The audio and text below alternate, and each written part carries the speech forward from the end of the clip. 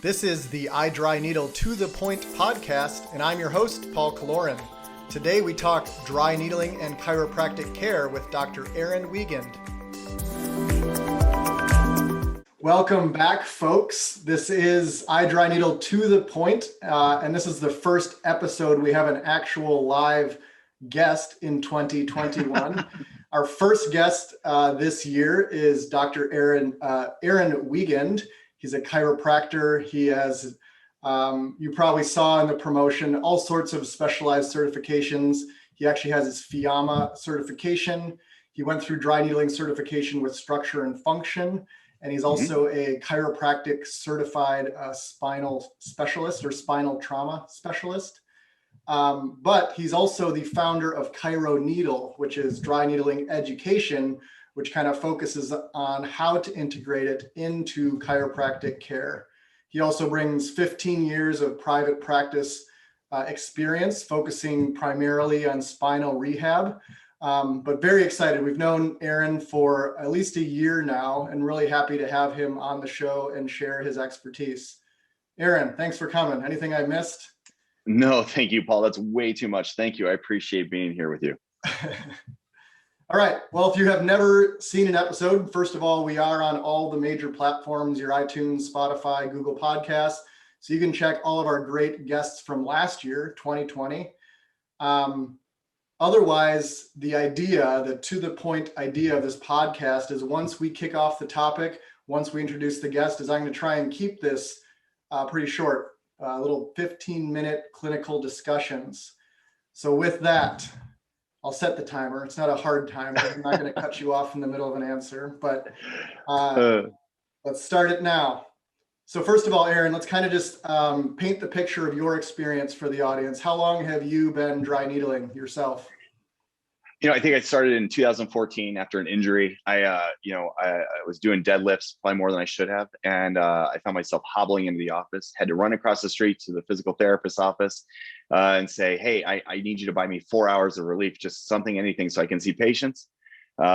This nice physical therapist came up and, as a chiropractor, it's hard. You're walking to a physical therapist's office, you're begging for help, pulls out this 10-inch needle, puts it in my glute. I'm going to stick this in your glute. And at the time I was in so much pain that I was begging for it.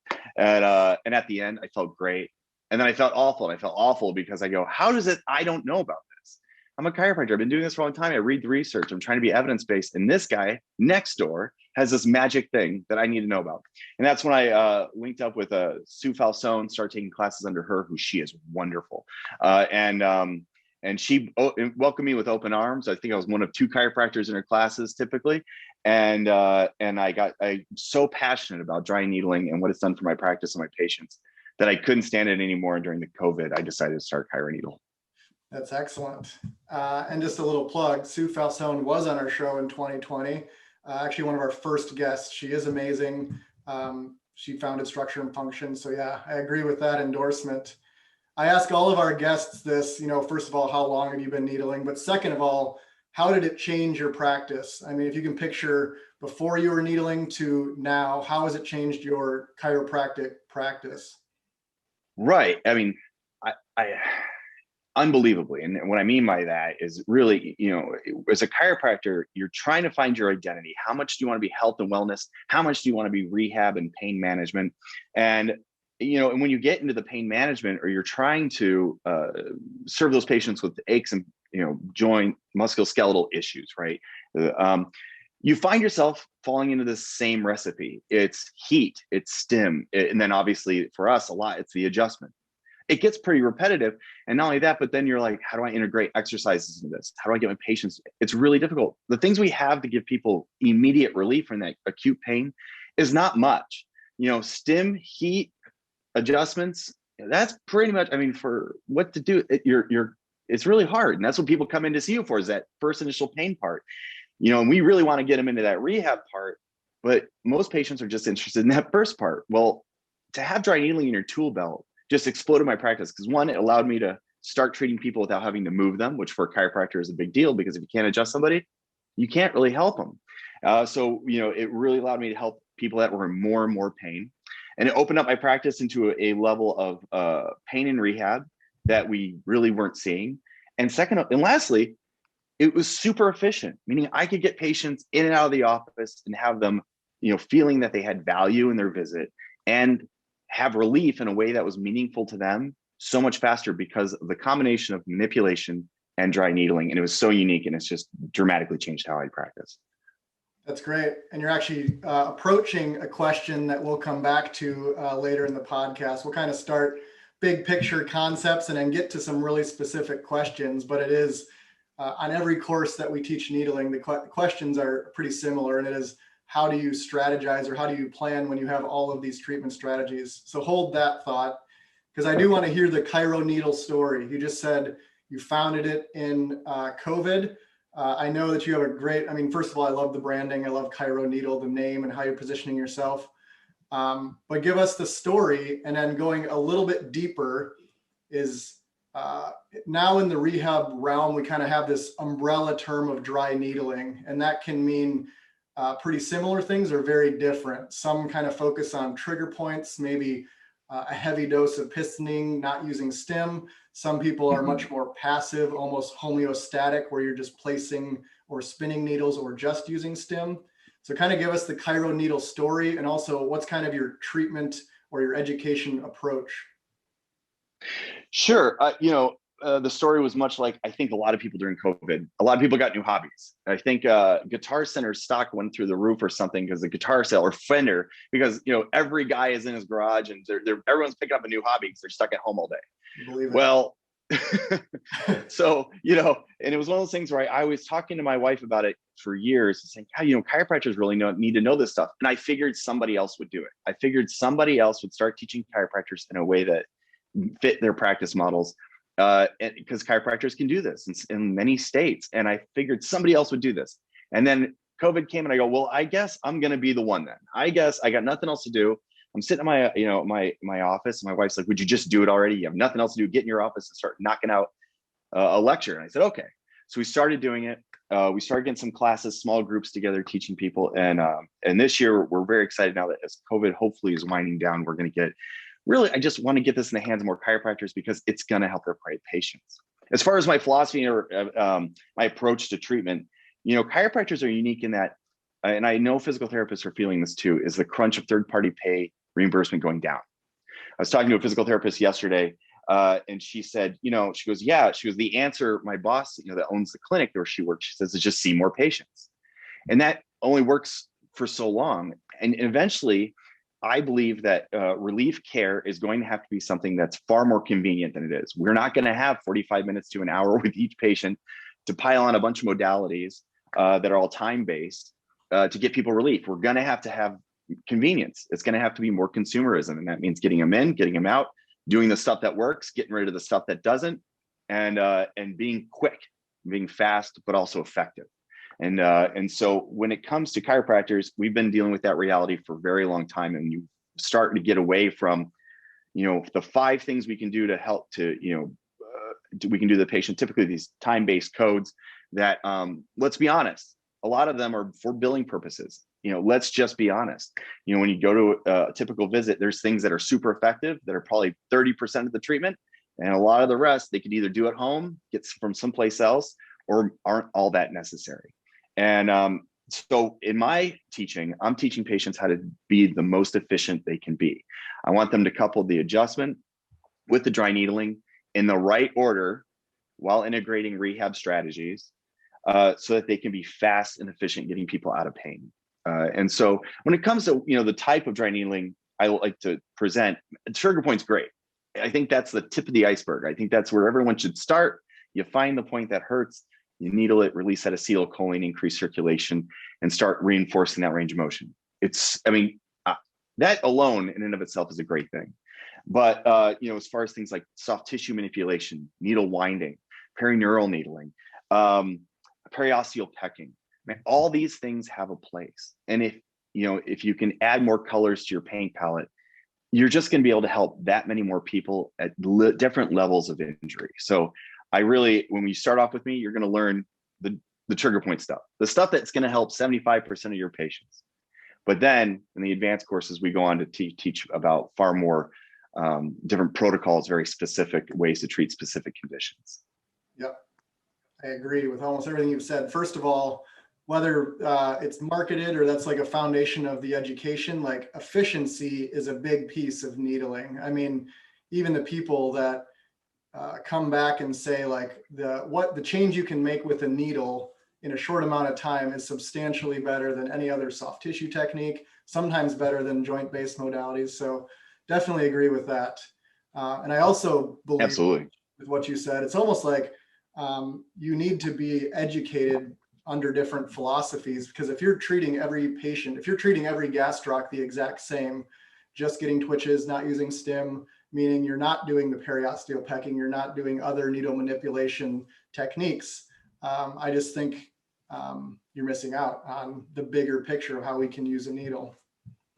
Mm-hmm. Next question. I mean, I was first trained in needling in 2011. I mean, that's kind of, it was a very fringe modality, not a lot of research. It was not very, the public recognition was not high. And now we're kind of riding the wave of needling being pretty mainstream in physical therapy. Have you noticed the same in the chiropractic arena, or where on that curve do you think the chiropractic profession is? I think you guys are way ahead of us. I have to be honest. When I look at online at all the classes that are still going on, even during the COVID era, it's safe to say every weekend there's maybe 50 to 100 new physical therapists, dry needlers getting added to the market. Chiropractic, not so much. And I don't know if it's because here's why I believe that may be the case. One, chiropractors are pretty traditional. It's hard to get them to change how they do things. They like to kind of keep it simple. And that's helped us in many ways. I think also the responsibility of entering into that realm of actually going into the body, as physical medicine practitioners, PTs and chiropractors, it's like we have to be able to see with our hands and almost imagine what's going on underneath the surface. It becomes a big deal when now you pierce the veil, pardon the pun, to go into that new space. And now you're actually in it. You're in that muscle tissue. You're not just imagining what it would be like. And I think that might be a big leap for a lot of people. But that's why I'm here. I'm here because I know there's going to be a lot of old chiropractors that maybe don't want to get into this. And I think there's a new generation coming up. They know third-party pay is not going to be there for them. They know that they have to keep their overhead low. They cannot afford tens of thousands of dollars in equipment and space, and they need to find a way to compete with membership style models, things like that are out there. And man, the bottom line is you got to get people feeling better in a way that's meaningful to them quickly. And dry needling, it's a nickel. It's a nickel needle, guys. The most expensive part of dry needling is going to the class and then you're done. And you're going to get people better, and you're going to get them feeling better, and then they're going to do it fast. And man, that's the future. So I believe, I'm trying to carry that torch into chiropractors, saying, look, physical therapists get it. It's time for you guys to get on board. I like it. And you actually almost answered the next question. I have my sense of it. And it's really chiropractors who are on the courses I've been on. But first of all, like 30,000 foot view, what would you say are there more similarities or more differences? Like if we're talking chiropractors to other rehab providers like physical therapists? And I'll go straight into the next question, which is, how do you think that impacts how each profession uses the needle? Oh man, that's great.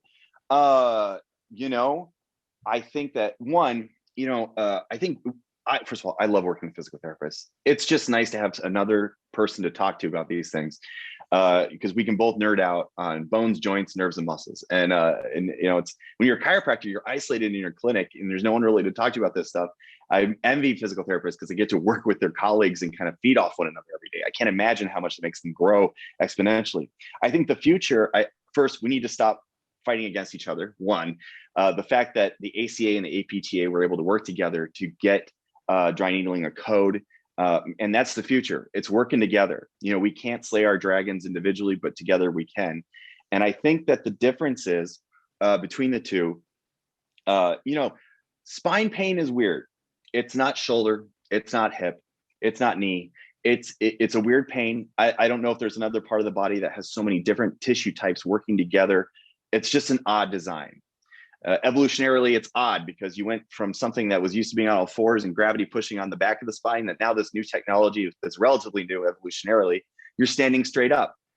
It's going to have some problems. So, spine pain is just unique. And I think that dry needling, where, extremity work, I typically do more trigger points. But in the spine, you got to learn how to shut down pain. And it's a unique pain.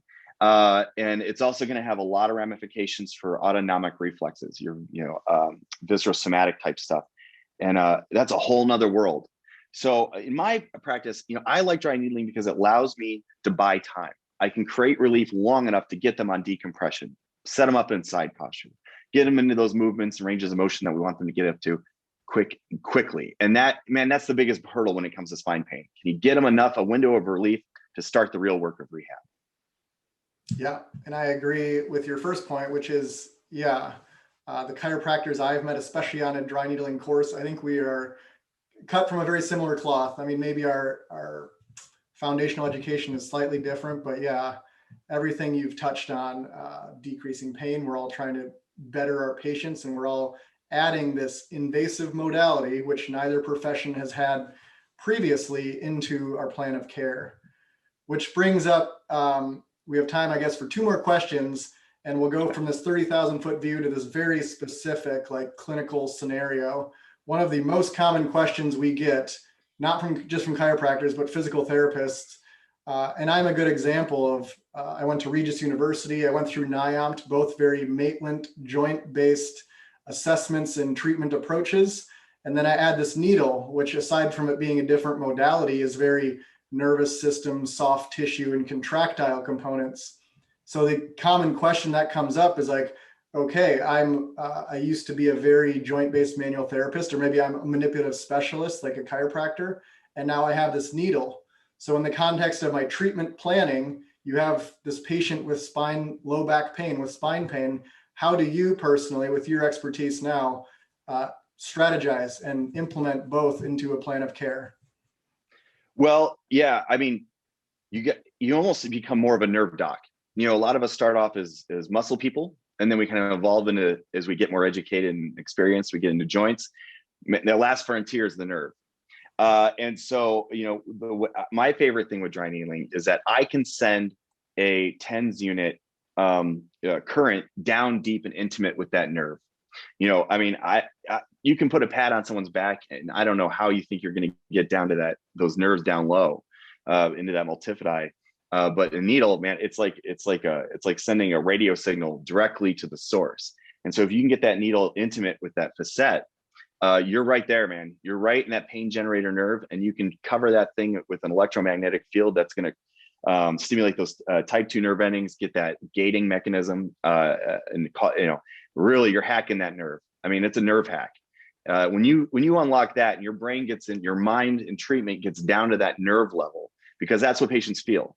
That's where the pain comes from. That's where the emotional aspect of fear and avoidance comes from. Man, you deal with that, the physiology will follow. The inflammation, the release of acetylcholine, all that stuff's going to happen anyway. You get your mind wrapped around the nerve, and now you're changing lives. Yep, I agree with that. And my interests have taken me deeply into the e-stim realm. And yeah, even the term that's probably most analogous to how we use e-stim with dry needling is percutaneous electrical nerve stimulation. So it really is a neurologic phenomenon, and really electricity is just speaking the nervous system's language. So I like the way that you put it. Yeah, start thinking about that. Raphe Magnus, periaqueductal gray, the descending pathways. Man, the nervous system in the brain is where dry needling lives. I mean, if you're not doing that, it's a modality wasted on you. Think about that nervous system. Totally. Last question based on time. Another pretty specific one. I know, I guess different physical therapists will have different answers, but in general, if you ask this question to a physical therapist, it's going to be some sort of movement corrective or corrective exercise. And maybe it's the same for you, but I want to ask, do you personally have a go-to treatment or technique or corrective exercise immediately following dry needling? Meaning, how do you reinforce the changes you see from the needle in the clinic? Look, it's low back pain, right? I mean, that's the thing. Everyone's going to get it. And that's what walks into chiropractors' doors. So and my thing is, if I can just get that thing moving, if I can get that low back, so that lumbosacral angle moving, man, that's half the battle. And so I love the combination of dry needling to reduce the muscle spasm, reduce pain. That allows me to get a great adjustment out of them. And then follow it up with just a basic exercise. I literally have my patients put their hands on the wall and then bring each knee up to each opposite elbow, just repetitively. So you get that nice glute pulling that sacrum down and the pelvis down and opening up from side to side, that low back, creating almost like a pumping motion, opening up that central canal. I'm telling you, if I could probably build a practice on those three things alone, and it's my go-to, and it's great because it's exercise everyone can do, young and old. You don't have to get on the floor or go to a special position when your back hurts. You can do it in your office when no one's looking. That's my go-to, and it's so basic and simple. I love it. I mean, I like the simple strategy, and I'd say that is effective. I mean, whether it's kind of the pendulum swinging of my career or just realizing the same thing you just said, which is after the needle, the reinforcement doesn't have to be complex, and it doesn't have to be a layered approach with 10 different exercises. So I love that endorsement. And that's our time. Again, we try and all right. We did it. So first of all, if you want to learn more, I mean, first of all, you should follow him at ChiroNeedle on Instagram and the socials, or you can head to ChiroNeedle.com to see more about him, his philosophy, and find out where his courses are. I really want to thank Dr. Aaron Wiegand for joining us, kicking off 2021. And honestly, you touched on something. You were actually a part of the ACA task force, I guess, that pioneered adopting dry needling into chiropractic care. And you mentioned kind of that joint effort of the ACA and the APTA to create a billing code.